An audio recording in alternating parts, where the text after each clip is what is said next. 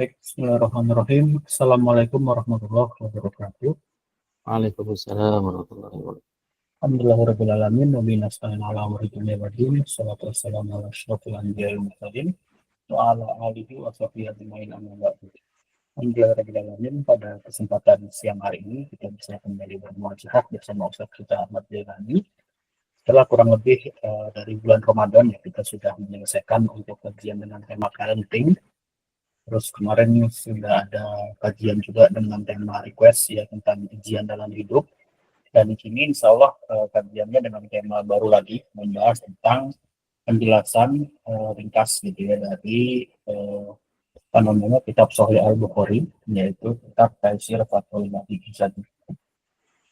Insya Allah nanti akan ada hadis-hadis pilihan yang akan dibawakan oleh Ustaz dan dijelaskan dengan penjelasan yang semoga kita bisa memahami ya gitu ya, dan kita sama-sama belajar di majelis ini agar kita bisa memahami Islam dari banyak sisi, dan dari sisinya adalah sisi hadis-hadis Sahih Al-Bukhari.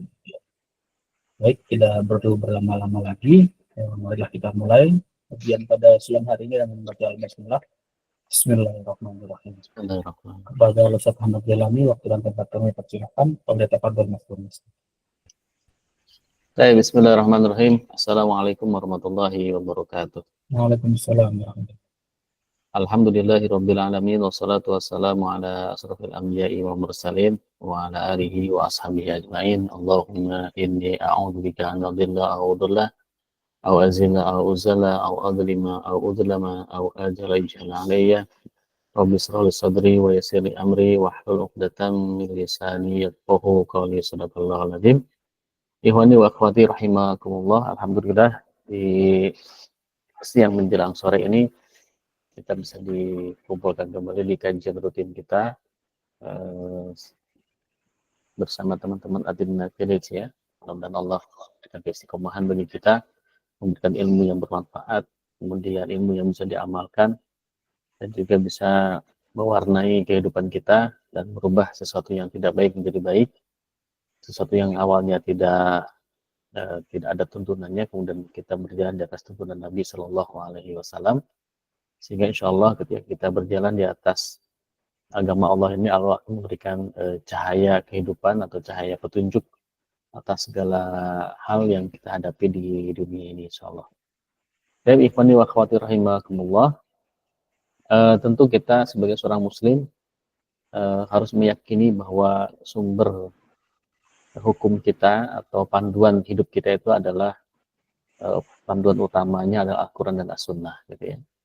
Ya, sebagaimana hadis Rasulullah SAW, taraktu fikum amrayni ini tasamtum bihima walan tadilu bihi abada, Alkitab wa Sunnah. Jadi aku tinggalkan buat kalian dua pusaka yang apabila kalian berpegang teguh kepada keduanya, kalian tidak akan tersesat selama-lamanya. Yaitu dua pusaka itu adalah Al-Quran dan As-Sunnah. Jadi bagi seorang muslim, sumber hukum utama kita dan panduan utama kita adalah Al-Quran dan As-Sunnah. Ya, bukan hanya Al-Quran atau juga bukan hanya As-Sunnah saja. Karena ada sebagian kaum muslimin yang menjadikan Al-Quran saja sebagai panduan, tetapi As-Sunnah atau Al-Hadis tidak digunakan sebagai panduan. Yaitu disebut dengan kelompok ingkarus sunnah. Ya, ini juga tidak sesuai dengan akidah Islam ya, karena akidah Islam mengarahkan kita untuk beriman kepada Al-Quran dan juga melaksanakan apa yang ada dalam Al-Quran dan juga melaksanakan apa yang ada dalam hadis. Sebagaimana firman Allah Subhanahu wa taala, "Wa ma atakumur rasulu fakhuduhu wa ma nahakum anhu fantahu." Jadi apa saja yang Rasul perintahkan ya, dan apa saja yang Rasul larang maka ikutilah ya. Jadi apa yang dibawa oleh Nabi Muhammad kepada kalian, wa ma atakumur rasulu fakhuduhu, maka ambillah, wa ma nahakum, dan apa saja yang dilarang oleh Rasul bagi kalian, pantau ya, maka tinggalkanlah ya. Jadi ini adalah bagian daripada syariat Islam, yaitu ada Al-Quran dan Sunnah. Tentu ketika kita berbicara tentang Al-Quran, berarti ini berbicara tentang Al-Qurannya sendiri sebagai kalamullah. Harus kita yakini Kemudian Al-Quran itu sendiri berisi hukum-hukum yang memang biasanya bersifat kullu, ya, bersifat kuli. Kuli itu bersifat umum, ya. Sedangkan rincian-rincian daripada perintah Allah itu dituliskan atau dirangkum dalam al-hadis atau as-sunnah, atau juga kadang disebut sebagai al-khobar, gitu ya. Ada as-sunnah, al-hadis atau al-khobar, itu maknanya sama. Nah, kalau Al-Quran dikatakan sumbernya dari Allah, kalimatnya dari Allah, maka al-hadis itu sumbernya dari Allah, cuman kalimatnya dari Rasulullah. Baik Al-Quran ataupun as-sunnah itu keduanya adalah wahyu, ya, wahyu. Kalau bedanya adalah kalau Al-Quran itu berikut dengan lafaz-lafaznya itu dari Allah semua. Tapi kalau as-sunnah atau al-hadis itu maknanya dari Allah, namun kalimatnya, ungkapannya itu berasal dari Rasulullah Shallallahu Alaihi Wasallam. Tapi keduanya sama-sama wahyu. Al-Quran itu wahyu, al-hadis juga wahyu. Nah, oleh karena itu untuk melengkapi amal ibadah kita tentu kita membutuhkan al-hadis, ya, atau as-sunnah. Karena kalau kita hanya merujuk kepada Al-Quran saja yang sifatnya global, ibadah kita bisa tidak rinci, gitu ya. Contoh misalkan Allah perintahkan sholat di Al-Quran, aqimus sholat, ya kan, tunaikanlah, tegakkanlah sholat. Tapi di Al-Quran tidak disebutkan rincian sholat, ya, zuhur berapa rakaat, asar berapa rakaat, maghrib berapa rakaat, isya berapa rakaat, subuh berapa rakaat, tidak disebutkan dalam Al-Quran. Maka rincian-rincian tentang bagaimana jumlah rakaat, gerakannya itu ada dalam hadis. Ya, jadi kewajiban sholat saja itu tidak ada dalam Al-Quran, namun rinciannya ada dalam hadis.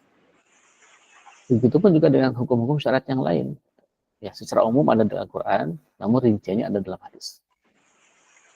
Nah, hadis yang akan kita bahas, insya Allah pada kesempatan kita kali ini dan ke depan, kita akan mengambil kitab Taisir Fathul Mubdi.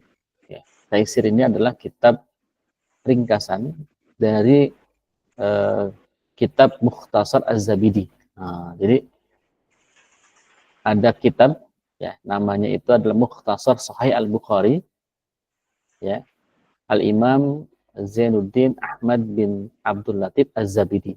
Nah, jadi Imam Az-Zabidi, seorang ulama ini meringkas kitab Sahih Bukhari. Maka beliau punya kitab Mukhtasar Sahih Al-Bukhari, ringkasan Sahih Al-Bukhari. Gitu ya. Jadi hadis Imam Al-Bukhari yang begitu banyak jumlahnya itu diringkas oleh Imam Az-Zabidi. Diringkas itu berarti kan ada tema-tema yang sama sebenarnya. Ada tema-tema yang sama, judulnya sama, cuma lafaznya yang berbeda. Kemudian beliau satukan, kumpulkan, sehingga menjadi mukhtasar. Nah, kitab mukhtasar ini kemudian dimudahkan kembali dengan tulisan dengan judul Taisir Fathul Mubdi. Nah, jadi Taisir Fathul Mubdi bisyarhi Mukhtasar Az-Zabidi. Nah, jadi syarah Mukhtasar Az-Zabidi. Nah, kalau tadi mukhtasar, kalau tadi itu kitab Sahih Bukhari hanya kumpulan hadis, kemudian dimukhtasar oleh Imam Az-Zabidi, kemudian disyarah kembali dengan kitab Taisir Fathul Mubdi. Nah, ini yang menulis adalah Imam Asy-Syarqawi Abdullah Asy-Syaikh Al-Imam Abdullah Ibnu Hijazi Asy-Syarqawi. Nah, jadi kitab yang kita kaji ini adalah Taisir Fathul Mubdi yang ditulis oleh Syekh Al-Imam Abdullah Ibnu Hijazi Asy-Syarqawi, ya, di mana beliau mensyarah kitab Mukhtasar Az-Zabidi atau Mukhtasar Sahih Al-Bukhari di Imam Az-Zabidi, ya, ringkasan hadis Imam Bukhari yang diringkas oleh Imam Az-Zabidi. Jadi secara tidak langsung atau secara langsung bahkan kita sedang mengkaji kitab hadis Imam Sahih Imam Al-Bukhari, ya, Imam Al-Bukhari. Nah, kumpulan hadis yang ditulis oleh Imam Al-Bukhari itu merupakan kitab hadis yang paling sahih, ya, bahkan disebut sebagai sumber kedua setelah Al-Quran. Jadi paling sahih yang dikumpulkan oleh Imam Bukhari. Jadi derajat yang pertama itu adalah kitab hadis Imam Bukhari, kemudian derajat yang kedua menempati posisi kedua adalah Imam Muslim, ya, dan seterusnya. Dan di antara dua ini ada namanya kutubu sittah, kitab hadis yang jumlahnya ada 6 dari 6 imam, ya. Lalu ada kutubu tis'ah, ada 9 imam gitu. Ini penulis hadis gitu. Dan hadis itu banyak banget, beragam gitu ya. Nah, itu sebagai panduan rinci terhadap amal kita. Baik, itu selintas ya tentang mukaddimah bahwa kenapa kita harus belajar hadis? Ya, karena hadis adalah sumber kedua daripada Al-Qur'an. Ya. Kenapa kita harus belajar hadis? Karena hadis ini adalah rincian daripada Al-Qur'an, gitu ya. Dan banyak sekali ya amal-amal kita yang justru dirincikan oleh al-hadis ini atau as-sunnah insyaallah. Ya. Baik, kita mulai dari al-hadisul awal al-a'malu binniyat. Ya, selalu ya para ulama itu ketika menulis kitab hadis itu pasti diawali dengan kitab an-niyat. Ya. Baik kitab fikih itu pasti dimulai dengan niat. Ya, bab taharah pun itu diawali dengan niat. Kemudian kitab Arba'un An-Nawawi, kumpulan 42 hadis yang ditulis oleh Imam An-Nawawi Ad-Dimashq, ya, Imam Nawawi yang lahir di Damaskus, itu juga dimulai dengan an-niyah, dengan bab niat, ya. Nah, maka Imam Bukhari pun menulis kitabnya diawali dengan kitab an-niyah, gitu ya. Nah, kenapa dimulai dengan niat? Ya, karena itu adalah awal daripada amal kita semua, ya. Baik, saya bacakan atau kalau mau dilihat kitabnya ini saya share ya, berbahasa Arab.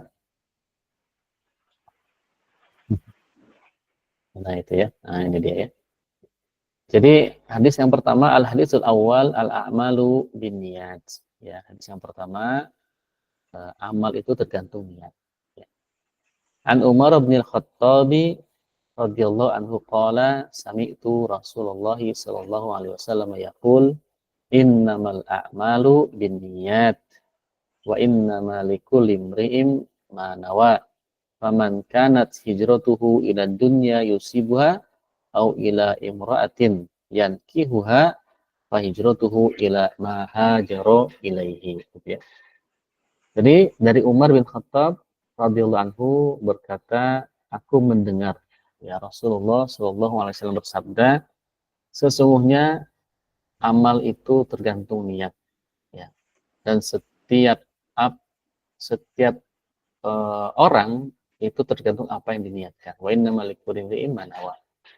Maka barang siapa yang berhijrah itu untuk dunia yang dia ingin dapatkan, yang dia ingin peroleh, ya, man kanat hijratuhu ila dunya, barang siapa yang hijrahnya itu untuk dunia yusibuha yang ingin dia peroleh, au ila imra'atin atau untuk seorang wanita yang kiwa yang dia ingin menikahinya, fa hijratuhu ila ma hajaru ilaihi, maka hijrahnya itu untuk apa yang dia niatkan tadi. Nah, ini sepotong ya, tidak tidak lengkap. Kalau lengkap ada lanjutannya ya. Faman kanat hijratuhu ilallahi wa rasulihi fa hijratuhu ilallahi wa rasulihi. Itu kalau yang versi lengkap. Ini yang sampai kepada fa hijratuhu ila ma hajar ilaihi. Nah, hadis ini diriwayatkan oleh sahabat ya Umar bin Khattab, ya, nama lengkapnya Umar ibn Khattab ibnu Nufail ibnu Abdul Uzza ibnu Adi al-Qurashi, ya, dia orang Quraisy atau disebut juga Abu Hafs, Abu Hafs, ya, Amirul Mukminin. Dia adalah Amirul Mukminin sebagai khalifah kedua pada masa Khulafaur Rasyidin, dan dia termasuk orang yang paling mulia, orang Quraisy yang paling mulia dan sangat kuat karakternya, baik ketika masa jahiliyah ataupun ketika dia sudah menjadi muslim, ya. Beliau juga ilmunya banyak, kemudian zahid fid dunya, ragiban fil akhirah, bersungguh-sungguh dalam di dunia dan sangat ingin mengharapkan kecintaannya kepada akhirat, ya. Beliau ini meriwayatkan 537 hadis dari Rasulullah Shallallahu Alaihi Wasallam, wafat pada bulan Dzulhijjah tahun 23 Hijriah pada usia 62 tahun. Jadi Umar bin Khattab ini radhiyallahu anhu wafat pada usia 62 tahun, ya. Nah, kalau kita lihat hadis innamal a'malu, ya, kata al-a'malu itu apa namanya, yang dimaksud adalah al-a'malu al-badaniyah. Nah, jadi sesungguhnya amal badaniyah ini, baik qaulan wa fi'lan, baik perkataan atau perbuatan, fardun wa naflan, baik yang wajib ataupun yang sunnah, naflan, qalilan wa kathiran, baik yang sedikit ataupun yang banyak, as-sadiratu minal mukallafina al-mu'minina sahihatun mujziyatun. Bahwa itu bersumber atau ditunjukkan kepada orang-orang mukallaf. Nah, jadi orang-orang mukallaf itu siapa? Orang-orang yang sudah balik, dari orang-orang mukmin. Jadi orang yang sudah balik itu maka amalnya sudah mulai diperhitungkan. Ya, jadi amalnya sudah mulai dihitungkan dan dia akan mujziyat, akan dibalas. Jadi orang yang sudah balik, setiap amalnya itu akan dibalas dan amalnya itu baik yang qaulan atau fi'lan. Jadi makna al-a'mal di sini maknanya masih umum. Ya. Bahwa setiap amal itu, baik amal itu berupa ucapan, baik berupa perbuatan, baik amalan yang fardu, yang wajib, baik amalan yang sunnah, baik amalnya itu sedikit atau amalnya banyak, yang itu diberikan atau dibebankan kepada apa namanya para mukallaf. Mukallaf itu orang yang sudah balik, ya, yang muncul dimunculkan kepada orang balik, maka itu mujziyah, akan dibalas. Nah, jadi semua amal itu bin niat, tergantung niat, ya. Niat itu ada al-qasdu wal azmu. Nah, berbicara tentang niat itu ada istilahnya al-azmu wal hammu. Nah, jadi ada al-azmu, ada al-hammu. Apa bedanya? Bedanya adalah kalau al-azmu itu sudah berazam, sudah bertekad. Nah, sudah bertekad, sudah berazam, bahkan sudah merencanakan. Ya, dia sudah merencanakan melakukan suatu amalan tertentu. Tapi kalau alhammu itu baru terbersit saja, belum ada rencana, belum ada apa-apa. Nah, maka para ulama itu kemudian nanti ada di hadis yang lainnya menunjukkan bahwa kalau kita baru alhammu, baru terbersit saja selintas, itu tidak, ketika kita mau melakukan perbuatan baik, maka itu sudah dapat pahala. Baru niat saja. Begitupun ketika tapi kalau kita mau berbuat maksiat, baru sekedar terlintas dalam pikiran atau alhamu tadi, maka itu tidak dicatat sebagai dosa. Tapi beda kalau al-azmu, ya. Kalau al-azmu, berazam ini, bertekad ini, ketika dia mau melakukan kebaikan, itu sudah dicatat tuh. Sama, dicatat juga sama. Ketika dia berniat melakukan suatu kebaikan tapi belum dilakukan.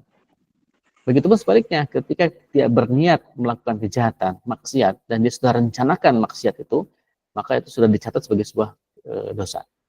Nah, itu bedanya. Kalau alhammu, berbuat buruk, niatnya tidak dicatat sebagai dosa, tapi kalau al-azmu, sudah berazam, berniat berbuat buruk dan dia merencanakan, maka sudah dicatat sebagai dosa, walaupun belum diamalkan masing-masing.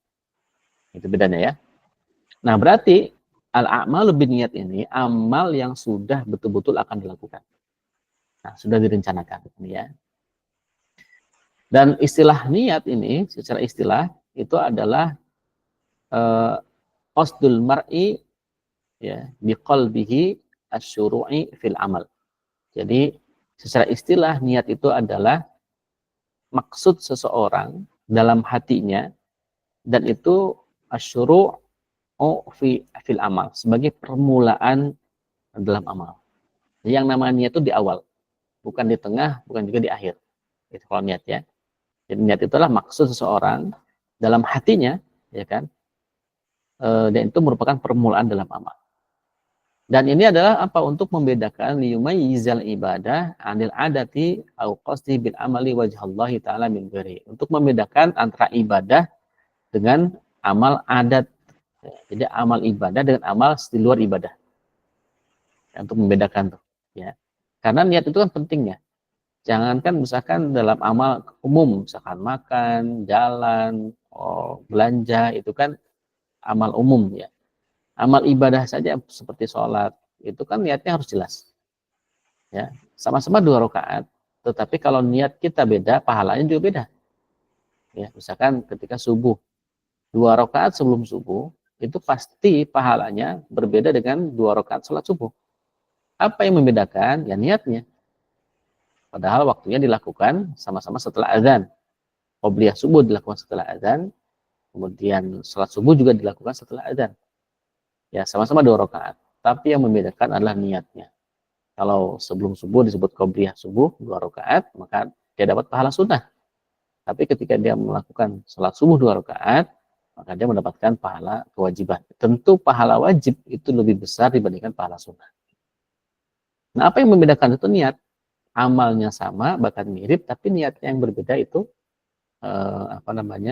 berpengaruh terhadap pahala. Termasuk juga diterima atau tidak diterimanya amal seseorang. Itu tergantung niat.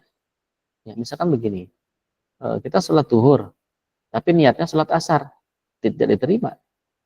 Ya, jadi sholat zuhur, niatnya sholat asar, tentu ini tidak diterima. Kenapa? Walaupun dia amalnya sama-sama 4 rakaat, tapi niatnya itu berbeda, maka tidak diterima, mardud. Ya, karena amalnya tidak cocok, gitu ya. Amalnya tidak cocok dengan waktu, gitu. Nah, jadi ini niat itu sangat penting sekali, ya, sangat penting sekali untuk kita perhatikan. Ya, itu masalah niat. Kemudian kalimat imri'im, ya, jadi kan innamal a'malu binniyat wa innamal likulli imri'im. Nah, kalimat ri'im ini adalah maknanya adalah laki-laki sebenarnya, tetapi termasuk di dalamnya perempuan juga. Karena biasanya dalam beberapa hadis atau dalam berbahasa Arab, makna laki-laki itu sudah terkandung di dalamnya makna orang perempuan. Misalkan thalabul ilmi faridatun ala kulli al-muslim, ala kulli muslim. Ya, thalabul ilmi faridatun ala kulli muslim. Kata muslim di situ itu kan laki-laki. Dari sisi jenis katanya, jenis kata berbentuk laki-laki, untuk laki-laki. Kalau untuk perempuan kan muslimah, ya kan? Tapi biasanya dalam bahasa Arab, kata muslim itu sudah mencakup baik dia laki-laki ataupun buat perempuan. Ini juga sama, kata imri'im di sini itu termasuk di dalamnya adalah laki-laki dan juga perempuan. Kemudian manawa itu adalah niat, ya. Jadi alladzi nawahu au niyatuhu, itu niatnya. Ya, jadi setiap seseorang itu tergantung pada niatnya, gitu ya. Hijratuhu, al-hijrah maknanya at-tarku, meninggalkan. Yang maksud dengan hijrah dalam hadis ini secara latar belakang hadis ini muncul adalah kisah hijrah. Al-intiqalu min Makkah ila Madinah. Jadi pindahnya orang-orang dari Mekah ke Madinah setelah Fathu Mekah. Nah, jadi peristiwa atau munculnya hadis ini itu disebabkan karena jawaban atas ada aktivitas hijrah dari Mekah ke Madinah setelah Fathu Mekah. Gitu. Nanti ada kisahnya di bawah. Nah, jadi ini yang dimaksud dengan hijrah. Kemudian di dalam hadis itu juga ada kalimat ila dunya, ya. Faman kanat hijratuhu ila dunya. Kalau kita berbicara kata dunya, ya, dunya itu kan dari kata ad-dunu. Ad-dunu itu maksudnya al-qurb. Kata dunya itu maknanya adalah al-qurb, artinya dekat. Ya. Kenapa disebut dekat? Ya, karena saking dekatnya dia kepada akhir atau saking dekatnya dia kepada kepunahan. Nah, jadi dunia itu memang kata yang maknanya dekat, maksudnya dekat kepada kepunahan, kehancuran atau kehilangan. Dunia itu begitu. Nah, makanya kalau kita memikirkan hanya dunia saja, sesungguhnya kita sedang memikirkan kehancuran kita. Ya, maksudnya adalah kata dunu itu adalah arti dekat, ya, dekat kepada akhir atau dekat kepada kehilangan, kelenyapan atau kehancuran, minazawal. Ya, ini makna dunia. Nah, ikhwani wa akhwati rahimakumullah, lalu apa maksud dari hadis ini? Ya, kalau kita perhatikan hadis ini ada beberapa poin, ya. Yang pertama adalah al-maqsud bil amali fil hadis. Apa maksud amal di sini? Ya. Apakah amal dalam hadis ini adalah amal yang berkaitan dengan amal ibadah saja, ibadah mahdhah seperti puasa, zakat, sholat. Jadi itu yang butuh niat, sedangkan amal yang lain selain itu tidak butuh niat. Gitu kan? Itu pertanyaan pertama. Ya, maka kita harus pecahkan dulu tuh, harus kita pahami apa maksud kata al-amal di situ. Ya. Nah, karena kalau kita lihat secara teks, kata al-amal di situ itu maknanya umum. Ya. Itu baik meliputi amal orang yang sudah balik, amal yang sudah belum balik, amal dunia, amal keagamaan, ya. Ini maknanya umum kalau dilihat dari sisi teks bahasanya. Nah, tetapi di situ ada kalimat al-umum huna ghairu muradu ila idil muradu a'malul ibadi as-sadirah 'anil mukallafin. Jadi akan tetapi makna keumuman di sini ya, bukanlah maksud dalam hadis ini. Walaupun dia maknanya umum, tetapi yang dimaksud adalah al-a'mal di situ bukan amal secara umum, gitu ya. Maksudnya apa? Ada amalan yang taftaqiru ila niyah, ada amalan yang membutuhkan kepada niat, ada amalan la yaftaqiru ila niyah, amal yang tidak butuh niat, seperti makan, minum, pakai baju, itu kan tidak butuh niat. Ya, paling sunnahnya baca doa, gitu ya.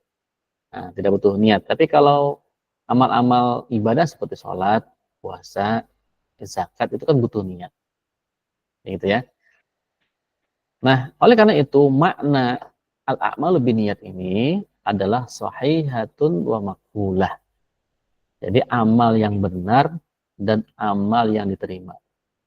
Jadi sesungguhnya amal yang benar dan diterima itu adalah tergantung niatnya.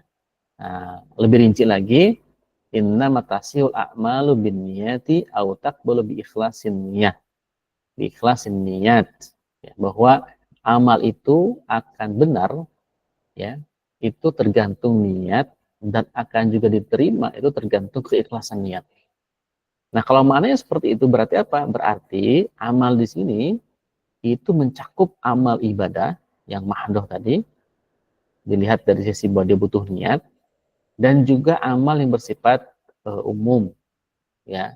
Maksudnya adalah amal yang umum itu kalau kita ingin diterima sebagai ibadah juga amal umum tadi harus ikhlas niatnya karena Allah. Semua amal itu, apakah itu makan itu harus karena Allah, minum juga karena Allah, pakai baju juga karena Allah, gitulah, bekerja juga karena Allah, gitu. Niatkan semuanya untuk ibadah. Nah, jadi maka makna niat itu al-a'mal di sini adalah al-a'malu yaftaqiru ila niyah au ma la yaftaqiru ila niyah. Baik amal itu membutuhkan niat ataupun amal tidak butuh niat. Makna umumnya adalah kedua amal itu harus ditujukan kepada Allah. Lebih lagi amal yang sifatnya ibadah mahdhah itu butuh niat khusus, gitu. Untuk niat khusus masing-masing ibadah, masing-masing amalan ibadah itu perlu niatnya masing-masing, gitu ya. Nah, kemudian apa makna niat? Kemudian baik secara bahasa ataupun secara syar'a, gitu ya. Niat itu secara bahasa itu maknanya adalah al-qasdu, ya, al-qasdu, ya. Sedangkan kata an-nawa itu maknanya adalah al-bu'du, jauh. Nah, jadi makna al-qasdu itu maksud, niat maknanya keinginan, sedangkan nawa itu maknanya adalah al-bu'du, jauh. Seolah-olah bahwa niat itu dibutuhkan untuk mendekatkan, ya, mendekatkan agar sampai kepada yang jauh tadi. Nah, jadi butuh niat agar sampai kepada yang jauh tadi. Nah, jadi misalkan niatnya itu karena Allah, berarti kan sudah mendekatkan kepada yang jauh. Mungkin awalnya tidak tahu buat apa, gitu kan. Kemudian dengan niat sholat asar, berarti kan dekat dengan sholat asar. Berarti niat kita itu untuk sholat asar, bukan untuk sholat zuhur atau untuk yang lain. Jadi niat itu mendekatkan sesuatu yang tadi jauh tadi, ya, sehingga sampai kepada keinginan. Nah, sedangkan secara syarak niat itu maknanya apa? Iradatu syai' muqtarinan bi fi'lihi. Nah, jadi keinginan sesuatu, menginginkan sesuatu diiringi dengan pekerjaan. Nah, jadi niat itu ini harus berbarengan dengan amal. Ya, ketika misalkan kita sholat, Allahu Akbar, kan niat tuh. Niat untuk melakukan sholat asar 4 rakaat. Itu kan niat berbarengan dengan amal. Muqtarinan bi fi'lihi. Ya, jadi tidak bisa niatnya kapan, lalu sholatnya kapan. Kalau dalam konteks ibadah mahdhah, ya, misalkan tadi saya niat sholat zuhur 4 rakaat menghadap kiblat karena Allah. Niatnya doang, amalnya enggak dilakukan, maka itu tidak sah. Jadi muqtarinan bi fi'li harus berbarengan dengan amalnya. Nah, ya, berbarengan dengan amalan. Wakila ada yang mengatakan juga makna niat itu adalah qasdul fi'li ibtigha'a wajhallahi ta'ala. Ya, wa imtithalan li amrihi gitu ya. Jadi keinginan atau niat beramal melakukan suatu perbuatan mengharap ridha Allah Subhanahu wa taala dan dalam rangka melaksanakan perintahnya Allah Subhanahu wa taala. Ya. Jadi itu apa namanya? Makna niat tadi. Kemudian kenapa Rasulullah SAW menyebutkan al-mar'ah wanita ya dengan ba'da setelah kalimat ila dunya yusibuha. Nah, ini pertanyaan menarik ya. Kenapa Rasulullah menyebutkan al-mar'ah tadi ya? Wanita yang kemudian disebutkan setelah kata dunya. Kan dalam kalimatnya itu faman kanat hijratuhu ila dunya yusibuha au ila imra'atin yankihuha. Kan jadi kalimat imra'ah itu disebut setelah kalimat dunya. Kenapa? Karena ini sebagai bentuk peringatan dari Rasulullah SAW bahwa li'annal iftitan ni biha asyad. Ya. Karena fitnah dari wanita itu lebih besar. Ya, banyak orang yang kemudian bisa tergelincir karena wanita.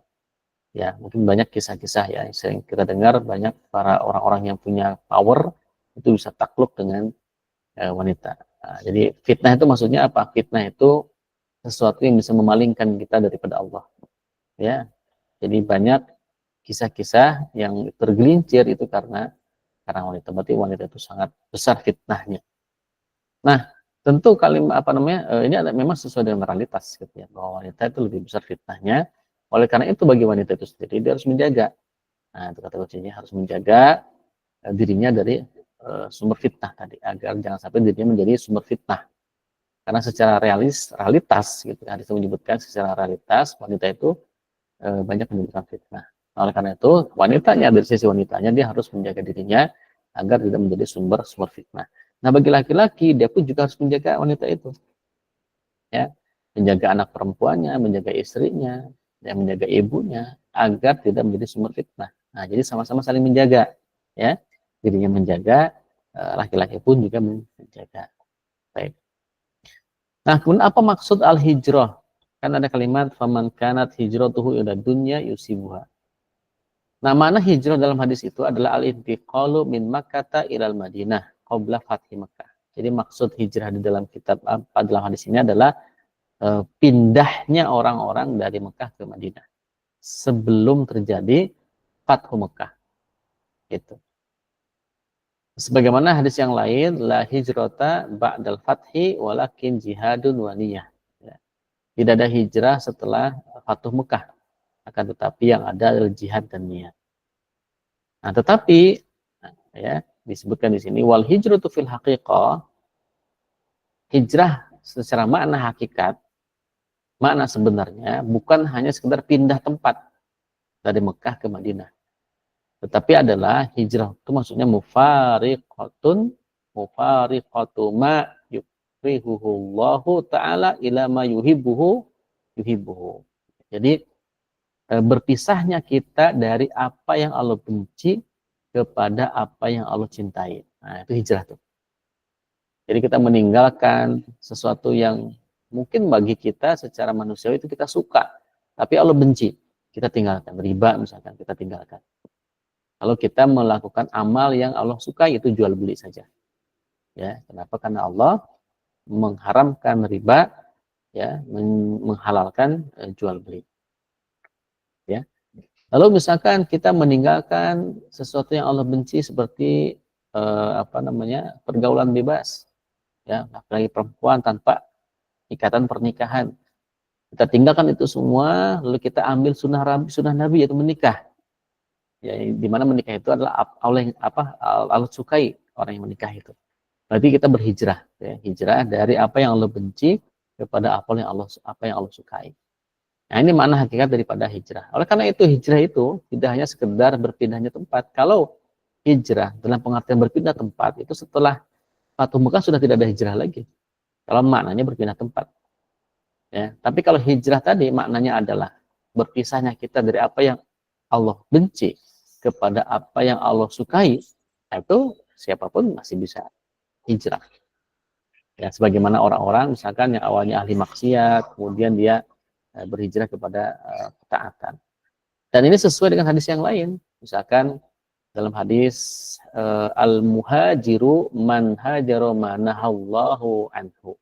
Ya, jadi hijrah itu adalah orang berhijrah itu adalah orang yang pindah dari apa yang Allah larang darinya kepada apa yang Allah perintahkan. Masya Allah. Ya. Jadi ini adalah makna hijrah secara hakikat dan sepertinya ini juga cocok. Dalam pengertian begini, bahwa orang itu ketika berhijrah itu niatnya apa niatnya? Apakah betul karena Allah ataukah hanya sekedar bahwa hijrah itu bisa mendatangkan untung atau manfaat duniawi? Kalau dia hijrahnya itu untuk mengejar keuntungan dunia, maka dia akan dapatkan apa yang dia kejar. Tapi mohon maaf, Allah dan Rasulnya dia tidak dapatkan. Tapi kalau dia niatnya hijrah itu karena Allah dan Rasulnya, maka dia akan dapatkan Allah dan Rasulnya dan juga dunia yang dia kejar atau yang dia cari itu. Nah, jadi kalau niatnya karena Allah dan Rasul, dunia dan wanita akan kita dapatkan.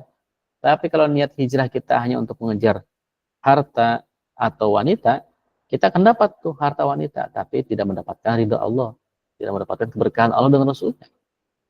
Jadi ini adalah hijrah. Nah, oleh karena itu, bagi teman-teman yang mungkin di luar sana yang baru hijrah, kita harus ingatkan apa niat Anda hijrah.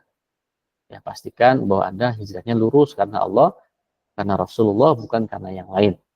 Ya, kadang ada juga orang yang hijrah, ya pindah misalkan dari aktivitas pekerjaan yang ribawi, keluar kepada pekerjaan yang tidak ribawi. Tapi ketika Allah uji dengan kemiskinan, dia balik lagi ke aktivitas yang ribawi lagi. Berarti niatnya belum lurus.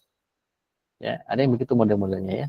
Hijrah, semangat, dia bisnis, ternyata bangkrut, rugi, nggak bisa ngapa-ngapain, dia balik lagi ke tempat riba. Berarti ujiannya nggak lulus. Ya, hijrahnya itu nggak lulus. Nah, oleh karena itu, maka penting sekali bagi kita untuk meluruskan niat kita. Ya, tadi kenapa niat itu menentukan kualitas amal kita, menentukan benar tidaknya amal kita, menentukan diterima atau tidaknya amal kita. Nah, ya, jadi itulah pentingnya niat. Tapi ikhwani wa akhwati rahimakumullah. Ya, jadi hadis ini secara spesifik sebenarnya berbicara tentang seorang laki-laki. Seorang Ummu Qais, seorang perempuan namanya Ummu Qais. Ya, Ummu Qais dia ini disukai oleh seorang laki-laki. Ya, ketika Ummu Qais itu hijrah dari Mekah ke Madinah, si laki-laki itu karena saking cinta dengan perempuan ini juga ikut hijrah. Tapi niat dia hijrahnya dia itu bukan karena perintah Rasul, tapi dia berhijrah karena mengejar si Ummu Qais ini. Dia ingin menikahi si Ummu Qais. Nah, maka ada kalimat di situ kan, faman kanat hijratuhu ya ila imra'atin yantiha. Nah, jadi kalau dia hijrah untuk wanita yang dia ingin menikahi, maka dia akan dapatkan wanita itu. Betul, dia dapat wanita itu. Tapi dia tidak mendapatkan Allah dan Rasul. Ini apa namanya? Asbabul wurud hadis yang kita baca pada hari ini. Baik, Masya Allah, ya, syukran, ya.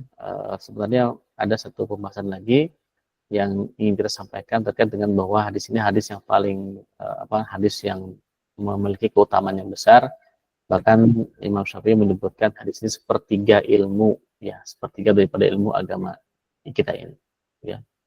Baik, syukran ala ikamikum, semoga bermanfaat atas apa yang disampaikan. Insya Allah nanti kita akan pilih-pilih lagi hadis yang lain yang relate dengan kehidupan kita. Tapi hadis niat ini sangat relate dengan amal kita. Semoga Allah berikan taufik bagi kita sehingga kita menjadikan setiap amal itu diterima oleh Allah dengan niat yang benar. Wallahu a'lam bishawab. Assalamualaikum warahmatullahi wabarakatuh. Assalamualaikum warahmatullahi wabarakatuh. Kita bahas materi pada kesempatan sore hari ini. Makanya ada istilah tajdi dunia, karena niat ini adalah sesuatu yang harus kita perbarui setiap kalinya. Dan insya Allah dengan niat yang baik, pekerjaan kita akan terlaksana dengan baik, dan outputnya pun nanti insya Allah baik, dan selain baik itu nanti akan ada keberkahan juga dan pahala gitu, yang keutamaan apabila niat dari awalnya sudah baik. Demikian mungkin untuk ada pertanyaan, kita langsung didiskusikan saja di grup kajian ya, pertanyaan tentang bab niat ini, karena banyak orang yang hanya sekedar bilang yang penting niatnya, yang penting ikhlas, yang penting niatnya, tapi tidak memahami bahwasannya niat itu punya strukturnya gitu ya. Karena niat itu bisa membuat amal itu menjadi baik dan outputnya pun menjadi baik. Ini nggak sekedar yang penting sudah niat dan niat itu tidak dikerjakan dengan baik gitu ya. Demikian, terima kasih. Bisa pembuat khairan atas pembahasan kita sore hari ini. Sampai jumpa kita di penghujung kajian pada kesempatan hari ini. Mereka kita tutup dengan sama-sama membaca alhamdulillah. Alhamdulillah. Dan membaca doa kafaratul majlis. Subhanallahu wa bihamdihi. Asyhadu an la ilaha illa anta astaghfiruka wa atubu ilaik. Terima kasih. Wassalamualaikum warahmatullahi wabarakatuh. Waalaikumsalam warahmatullahi wabarakatuh. Tuhan jazakumullah Kalau khair, Ustaz. khairan. Jalani. Mbak Yako, barakallahu fikum. Sampai jumpa. Assalamualaikum. Halo. Assalamualaikum.